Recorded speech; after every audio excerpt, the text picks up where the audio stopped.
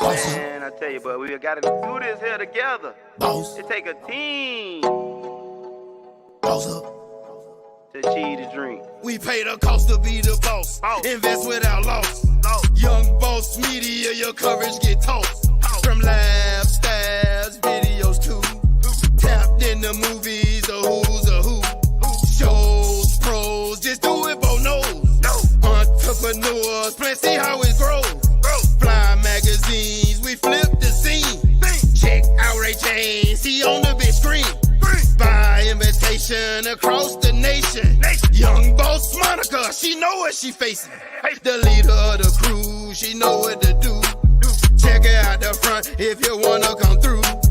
Only if you got her master plan. Make it in the control room, holla at Stan. Bless the half staff, thank God we healthy. Bossed up media, we taking over Chelsea. Young Boss Media, who you need is us. Business community, what we feeding ya. Young Boss Media, who you need is us. Business community, what we feeding ya. Young Boss Media, who you need is us. Business community, what we feeding ya.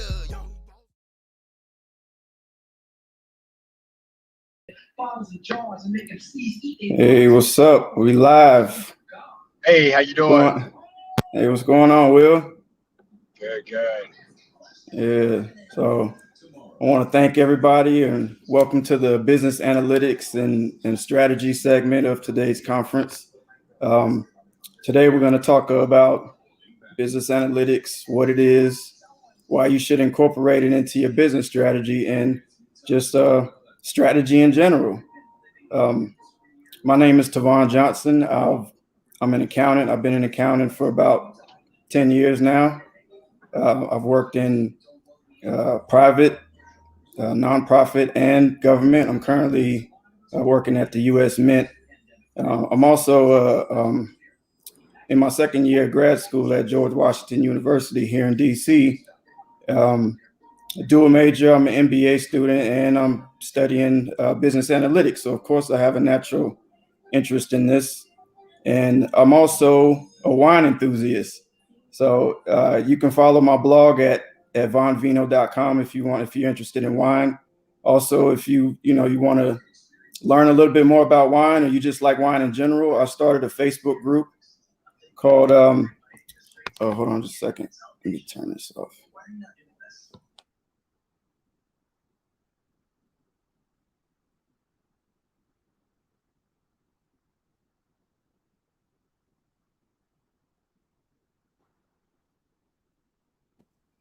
All right, sorry about that.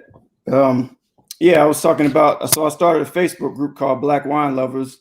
If you're interested in wine and you want to, parlay with people who look like us, just you can go on Facebook and just search Black Wine Lovers to join the group, or you can go to blackwinelovers.com and just follow the links there. So with that said, I'll let Will talk a little bit about himself, tell you his background and what's going on with that. What's up, Will? Hey, what's up? So my name is William McCoy. I currently am what you call a dealer successor, which means that typically when there's a dealership involved, there are people who are interested in owning a dealership. And so you go through a sort of similar to an apprentice program that involves both schooling, but also hands-on training to become a dealer owner. Before that, though, for 13 years, I owned my own real estate firm. We did both real estate sales and property management. We used data, incorporated data to not only purchase my personal homes, my personal properties, but also to give our customers an experience when it comes to how to maximize their rents, how much money they would need to set aside in case of expenses, and also how to take best advantage when it came time to sell those properties. Like Tivon, my background is also in business analytics. Degrees are cool and stuff like that, but real day experience is important. But however, in order to learn about data analytics, a lot of times you need to have either a mentor or, in our case, we needed to go to school. So 2 years ago, I decided to go back and get my MBA. I'm at American University, Cohog School of Business. And with that MBA program, you had the ability to concentrate on data analytics. And so I went ahead and took that course as well. And it has been great. Immediately, I was able to use the information that I learned from those courses to incorporate in business. And that's important. A lot of times, people take things in school just to get a degree, but data is everything. Data is key right this minute. And being able to capitalize on that and use it in a way that can increase your business or make you more valuable to your employer is absolutely going to be the way of the future. So I'm excited about talking about this with Tivon. It'd be nice because he's gone through with me and we would love to share this with you guys. So mind your business and prosper conference. Thank you for welcoming us on the show, and we look forward to a prosperous conversation with you guys. All right. So I just want to start off with first talking a little bit about what is business analytics. What's the definition? What does that mean? And so I just found this definition online. I'm going to read it to you. Business analytics is the process of collating, sorting, processing, and studying business data and using statistical models and iterative methodologies to transform data into business insights. So I think a key part of that definition is transforming data into business insights. Because you can have all the data in the world, but it's useless if you don't know what that data is telling you. So it's about using those insights to make better business decisions. And you have to even know if the data is relevant. Like this past week in one of my classes, and Will, you can probably relate to this. Like we were working with a data set that was like 183,000 rows of data. It's like, so how do you figure out what data is useful to you? How do you have to extract that data and and gather the insights to tell you what's going on. And I know you said we spoke earlier, you were talking about the data that you're dealing with the car dealership. Yeah, absolutely. So some of the things, I am a pretty simple person. I'm nowhere near Tivon when it comes to this. When it comes to data, I like data, but I like to use the data more so for my advantage, right? Data doesn't interest me. Some people are like really numbers people. I just like to see the trends and try to figure out. So to give you a simple example of how we use data every day, but you may not even realize it, is let's say, for example, you are looking at your phone, and let's say my wife and I, we like to trade stocks, right? And so what we'll do is, in order to make the best decision or the most calculated decision on our stock trading, we use an app called Robinhood. It's a pretty simple app, right? It can get more complicated. You can buy into it and get more features. But this is just a simple example of how you can use data to capitalize in the industry. So what we'll do is, inside the app, right, it'll give you trends. And you can see back 5 years ago what are certain trends, right? That's data, right? They are giving you information that said, okay, 5 years ago, this was the trend of this stock. It may be the same thing coming towards this time period. What me and her were able to figure out from watching the data and looking at the data and analyzing the data is that every election cycle, right, there's a dip in the stock market. And if you can analyze that data and figure out why that happens, then you can look at stories, right? You can look at news and everything and assess that there's a reason for that. Well, that helps you as an entrepreneur, as an employee, or whatever it may be, to weather the storm that may come when it comes to your finances. For example, if you know that there's a dip in the market during an election time, and that if you read the articles that say, well, people are nervous around this time, they don't know what's going to happen, the stimulus hasn't gone through yet, you can assess, oh, that dip in the market, that trend, that data is showing me that this happens right? The insight is that this happens because there is uncertainty in the market. And so that's an example that Tivon gave of insight that you can use when it comes to data. Yeah, and a lot of times those apps, they've done the work for you already by giving you the charts and the graphs and stuff. Those are insights, and a lot of social media does the same thing. So when I'm looking at my group, for example, and I'm looking at the group insights, they've already, I mean, it's basic information, but they've already put together the charts and the graphs to help you determine, what course you need to go, or how, maybe even how you want to market. So like, for instance, my wine group is about 75% women.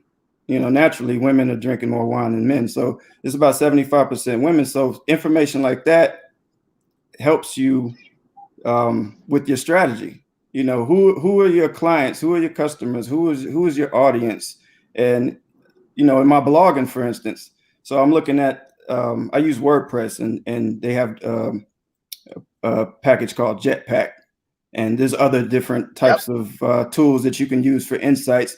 And so a couple of years ago, I figured out that the best time of the day or the week for me to make a blog post was on Wednesday between the hours of noon and 3 p.m. Right. So it's little things like that. And I guess it's because, that people are on their lunch break. Nobody's really looking at blogs on Monday because it's Monday morning. People are working.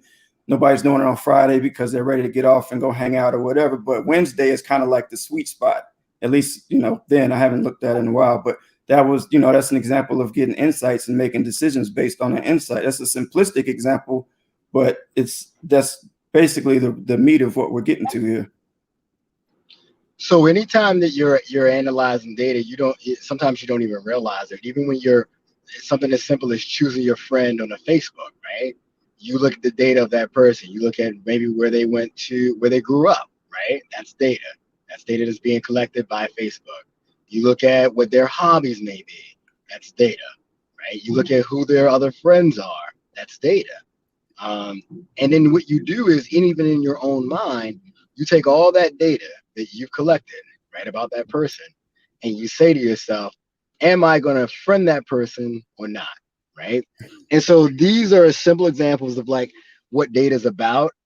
When people describe data analytics, you can go into a lot of detail about neural networks and how they work, and how, like, AI is now calculating data at a rate that is higher than most humans, and all these things. You can go into a lot of information, but none of that is important if it doesn't relate to you, and if it doesn't help you out, right, or help your community, or whatever it is that you made your objective, right?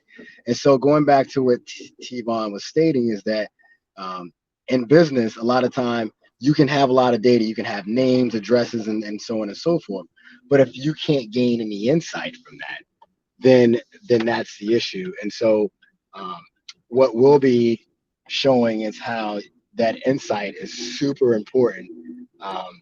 Yes, you got names, you got addresses, you got emails, you got things, but what does that mean? Does that email address mean that this person is normally a Google user, which means that they may fall in line with a certain generation, right? Typically, people who have Gmail accounts are usually people who are millennial and younger, right? If you see a Yahoo account or a Hotmail account, you can typically say that may be somebody who may be a bit older, right? Can you analyze that data and see that, that may be the case? If you're looking at a certain zip code, can you gain insight that that person may be of a certain net worth, right? And should you be targeting that person when it comes to that insight? As Tivon stated, there are plenty of plugins, and I love WordPress. I used to, all my websites, even when I had my real estate firm, was done through WordPress, because the WordPress website allows you to go in the back end with a person who may not have a whole lot of programming experience or none at all, put in what is called a plugin, right? And this plugin will basically do the work for you, and then you can take that information and capitalize on it. And those Jetpack plugins will give you information if you can look beyond what you're seeing and say, oh man, this means that this person, the people who are coming to my site to look at me, are the type of people who do X, Y, and Z. They fit into X, Y, and Z demographic. Yeah, another thing I realized too is that talking to a lot of people, it seems that usually when people think of big data, they think of big companies. You think of Google, Facebook, you know, companies like that, but you don't have to be a large corporation to utilize data. We're generating data every single day. Like your financial transactions are data. Like we just used the example of social media. You can go on your social media accounts and gather data, your internal and external sources of data. And so the key, if you want to get started working with data, just work with what you already have. You don't have to go out and try to find all this data from third-party companies, which that's still an option, but you can just work with data that you have. That's absolutely right. I mean, the data that we have every single day, and Facebook gives us so much of it. Instagram gives us so much of it. I would encourage a lot of people to turn if you have a social media page and you're thinking about getting into business analytics, to turn your Instagram page into what is called a business Instagram. It doesn't cost you any more money. It doesn't require you to do much but push a button. But once you turn it into a business Instagram, then Instagram will immediately give you analytics that you don't typically receive as a regular Instagram page. And so what that allows you to do is it allows you to get information on who exactly is following you, right? Things like how old they are, what they may be buying. You can even look at, even if you don't necessarily pay for an ad, Instagram will tell you, hey, look, these are the type of people who are most likely going to buy your product, right? Or the most likely are going to follow you. And then that can maybe incite you or give you insight as to what you may want to go into. If you find that one of your posts, for example, gets a certain amount of hits while the other ones don't, then that means if you were going to do some type of business idea, that business idea would probably be a trending idea that you could use to capitalize on, rather than one that you thought personally, hey, I thought that was my best post. The data will give you information that says, hey, look, this is the one that I want to go with. Yeah, a good example too, or a major example, I like to use Netflix a lot because Netflix completely transformed their entire business just based on data. When Netflix first came out, they were sending, video, DVDs or whatever through the mail, but then they switched to streaming. And so I was reading, I wrote an article a couple of years ago about big data, and when I was reading about Netflix. I don't know if you ever watched House of Cards series on Netflix, but that was really that was a huge hit for them, and they did that based on data. Traditionally a lot of when they're doing movies or shows or whatever, they'll do like a pilot and then they'll test it on certain market segments or whatever. They didn't even have to do that in this case. They just used the data that they were already generating from their subscribers to determine that this was going to be a success, which it was. And they just did that just based on analyzing the data that they already had. Yeah, Netflix is a huge source, man. I mean, I often hope one day, because I have some ideas that I could use as far as advertising dealerships, right, or cars, but how to capitalize that on like streaming sources like Netflix and Hulu, because that's really going to be the way that everybody's going to move one day. I mean, I know even for like me and my wife right now, we very rarely ever use TV anymore. All of our TV is Netflix and Hulu, Amazon Prime, those type of things. And if you could have capitalized some way on trying to get your advertising on there, man, that is absolutely the future. So, but yes, you're right. They use data to do that. Amazon Prime does the same thing. I remember when I was in school, we had to do a report on big data, and we had a case study for L'Oreal, and L'Oreal was trying to figure out, how to sell to South America, and they noticed that like on certain times of the year, right, they would get more people buying their products in South America, and so what we were able to conclude was that Carnival was in February, right? And so because of Carnival, right, their winter, so our winters are their summer. And so because of Carnival, their product was spike. Even for people who generally, could not always afford their products, they would go out and buy these products because Carnival was on the way, right? And so we were able to put together like a Tableau spreadsheet that showed that these are the colors, these are the type of products that L'Oreal should push leading up to that time if they want to maximize their dollar, and why they were getting so much business around that time period. And so that was a way of using data analytics to help L'Oreal capitalize on a certain demographic of people. So yeah, there's absolutely a bunch of spaces that you can use. With us as a dealership, currently I came to an area, and it's a family dealership, so it's our family's dealership. I came to an area where data is not utilized at all. In fact, it's the you bought a blue car last month, we're gonna sell another blue car this month, right? And that's the way it has been, right? Like Tivon was saying, a lot of times people would just put out pilots and see what happened. But now the dealer world is a great place to be. It used to be hard, right? You used to have to like figure out what your competition is doing. Well, we have data, a report that's given to us every single month on exactly what the 5 dealerships or 10 dealerships or whatever you decide are doing in your area, even down to where they're marketing, even down to what cars are selling in specific areas.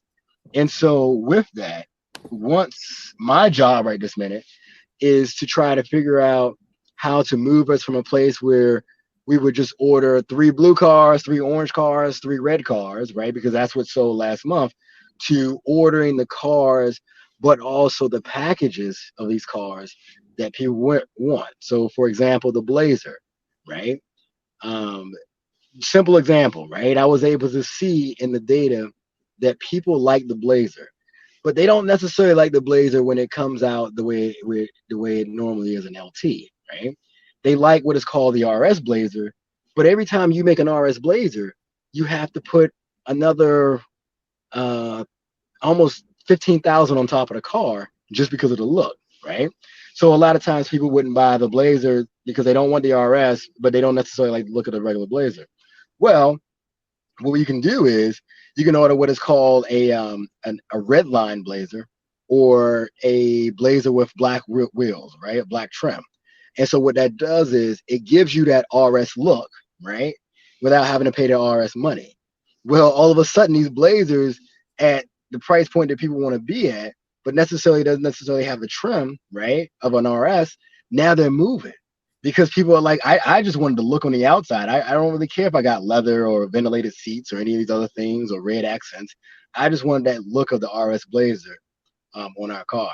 And it was hard. It was hard to convince, family members to go ahead along with the data and show that. But once they did that, they started to see like, oh man, like this is value. This is valuable information that we can use to move more of these vehicles. Right. Yeah, it takes a lot of the guesswork out of it. I want to read this quote from this data scientist. His name is Dr. Sebastian Derwish. He says that data is a central resource. Only those who manage to extract value from their data will remain competitive. And so that also reminds me of I read an article a couple months ago that said I think about 80%, or currently at the time 80% of businesses were underutilizing their data, or not even utilizing it at all. And so, of course, the ones who are extracting value from it are going to be more competitive. If you're just guessing, because we sold, like you said, we sold a blue car or a red car last month, let's get another one this month. You're not going to be as competitive as the company that's using data to make their decisions. But I want to jump into, before we close out, we got about, I think, 12 minutes left. I want to talk about Black people in these spaces, because last year before COVID hit, I used to go to, all these different events around the DC area. I'm subscribed to these different organizations. I get the emails for the events. So I would go to the events, whether it's artificial intelligence, data analytics, machine learning, whatever. And depending on the crowd, if it was a small crowd, it was almost guaranteed that I was the only Black person there. If it was a little bit of a larger crowd, there would be more Black people there. We'd be few and far between. But every single time that I saw another Black person at these events, and I'm like, I'm happy. I want to go meet him. I'm like, okay, what's up? Let's network. So we talking, and almost every time they were immigrants. They were either, I'll say 9 out of 10 times, they were either Nigerian or Ghanaian. I've never seen another Black American at any of these events. I don't know what your experience has been. Actually, you're the only other Black person I know, or at least the only Black American I know who's actually been in business analytics. So I think we're extremely underrepresented in this space. Tivon, you're absolutely right, man. I would totally agree with you. I didn't mention this before, but before this, I had a real estate app, which I ended up selling. But I had a real estate app, and so when I would go before I started the app, I would actually go. And you remember this? I would actually go to these places, and I would sit down and try to figure out how to do my pitch and everything else like that. And literally, if there were a group of 100 people, it may be 2 Black people. And just like Tivon said, if there were 2 Black people, one of them was from Africa, right? Or they were German, but they were half and half, whatever it may be. You know what I mean? It wasn't like a lot of Black Americans there. And what I began to realize is that it wasn't, I would go to these things all the time. And so it wasn't that we weren't interested. I realized that we weren't interested because then every once in a while I meet another Black American like me. But it was that when we are at these places, a lot of times because we're not represented, a lot of times it seems like we're not taken seriously. And I don't know if you got that mindset, but when you go and have a conversation from them, or with somebody who is in data, and they're like, they're asking what you do, it doesn't seem like there's a lot of seriousness taken about you. Well, here's the thing. We have to continue to go to these things. And a lot of times they're free, right? They're happening all the time at places like WeWork. And I want to give people the places to go so that they can actually go to these places and see these events. You can go to WeWork.com. You can go to any type of business sharing, those new age business sharing, Regis, where there's places where people share office space. There are always at least 2 to 3 times a month pitch sessions going on, right? And in these pitch sessions, you'll find people who are in the data world, because you can pitch an app. I mean, there's all types of apps out there. But if your app doesn't do something with that data, if you're not analyzing some type of data that hasn't already been analyzing, or doing it in a way that is going to be significant to a niche group of people, then you just created an app, and it's really not going to go out anywhere. The key to apps is the data they collect. The key to TikTok, right, is the data that it collects. The key to Facebook, the key to Robinhood is the data that they collect and the way they analyze it to give advantages to bigger corporations. So my thought is that you can go to these places for free, right, and learn about data, and then you can talk to these people who, and it's not easy. It's not always easy. You don't always get a welcoming, eye, but you can talk to these people and keep in touch with them, grab cards from them, grab information on them, and ask them, what are they doing? And I guarantee you that anybody who is smart, anybody who knows what they're doing, is gathering some type of data in their app. And then that puts you in line to understand how data works. That puts you in line with a connection with somebody who's doing it in real time. And that's a free resource to you. That's not even something that you have to go out and pay for. You can go to these events all the time. And so that would be my suggestion. That would absolutely be my suggestion as far as gaining some interest in data. Yeah, definitely. Yeah, I've never paid for any of these events that I've been to. They're always free. So, I mean, you can just Google, whatever you're interested in, data analytics events in my area, artificial intelligence events in my area, and you'll probably be surprised at what comes up. I just want to share a couple of resources. So if you're interested in data analytics, R is a good, this is currently the programming language that I'm learning. Can you see that? R is a programming language that's really good for statistical modeling and stuff. But if you don't really want to learn programming and you want to use Excel, this is another good resource. All right. You don't have to learn how to code or anything to do that, but you know, Excel is pretty easy to learn, and this is a good resource right here. But when it comes to analyzing massive amounts of data, I think R and Python is another one. R and Python. If you want to get into that, learn R or Python. But if you don't want to get into the programming code or whatever, then you can also. This is a good book from a managerial perspective. So if you want to put together a data analytics team and you just want to manage them, this is a good resource to learn how to do that. And this is another one just for general information, big data, how the information revolution is transforming our lives. And this is just more of a general resource. Some other resources that you can go to learn about data. I did it when I was actually taking my my MBA. Was Udemy, udemy.com. They have courses. Some of them cost, some of them are given away free. But what they do is they do provide you information on data. You can go through and kind of figure it out. You can go through the bullet points, right? Almost like you're studying about data analytics. Typically, if you do take a Udemy course, the ones that I've taken were about $10, but it did give you a it's almost like data again, Tivon he's a numbers guy, right? He's an Excel guy.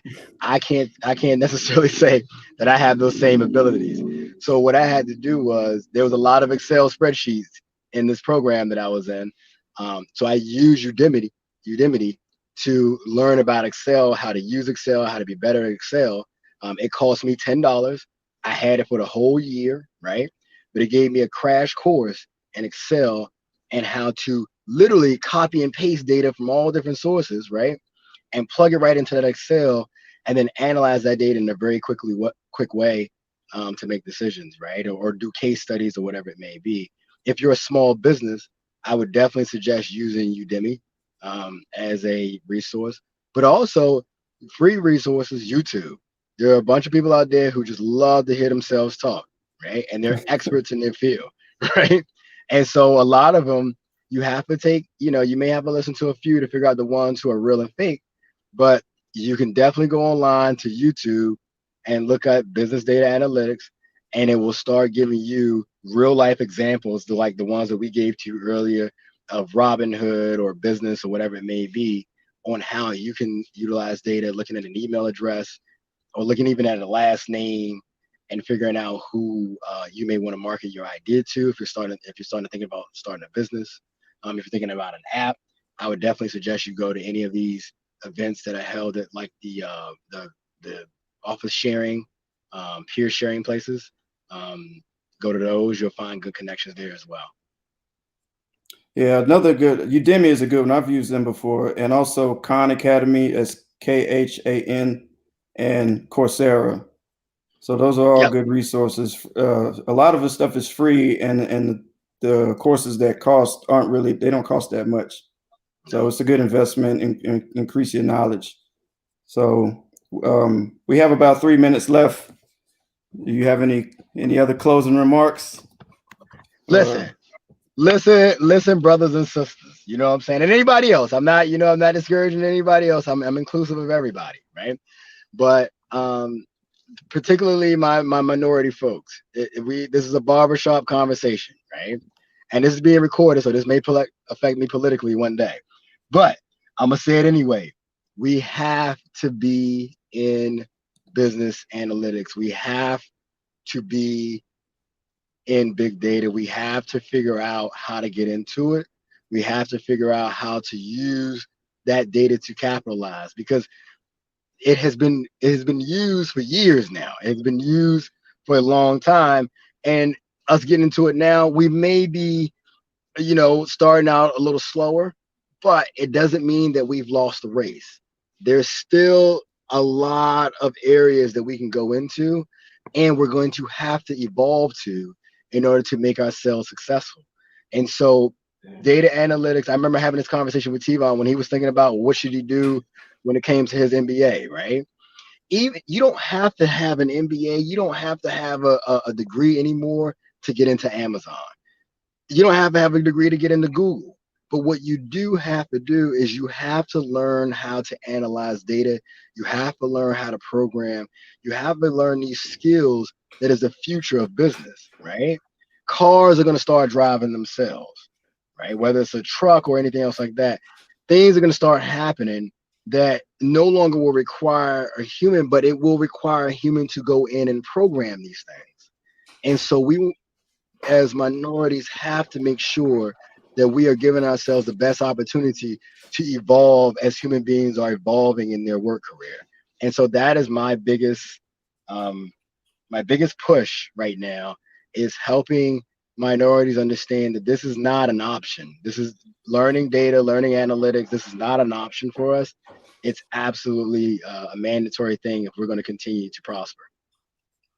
Wholeheartedly agree. We can't be behind the ball on this one. We gotta stay ahead of the trends and what's coming in the next 10, 20 years. You know, we got to. I just had a brain fart. I forgot what I was gonna say. But I agree with everything you just said, though. Yeah. And I think we might be out of time. I'm not sure if it's just gonna shut off or what, but no, I think that's what I was gonna say. Oh, so I read an article that over 90% of the world's data has just been generated within the last few years. Wow. You know. And another thing. So there's like in the next 5 to 10 years, there's going to be such a demand for data analytics skills, but there's not going to be enough people with the skills to supply the demand. Right. So we need to be on this. That's opportunity. Get on it, black people. That's opportunity. Yeah. Opportunity, right? You know, I mean, if it's not enough, that's one of the few times that we can capitalize. Oh, they not paying attention. Let's do it. You know. Yep. So, but with that said, I think we're out of time. It was great talking to you, brother. Thank you, brother. I appreciate it. I'm gonna have to. I'll be in DC probably in November, so I'm gonna meet up with you.